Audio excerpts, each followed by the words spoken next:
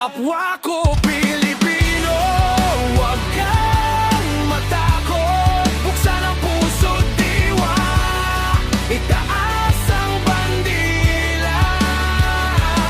Ibalik ang tapang namin na nasa dugo ng ating mga ninunong di sumuko. Tayo na tumindig, ipaglaban ang tama. Huwag palilin lang sa kanilang gawa. Sa pawis at dugo na ating pinuna,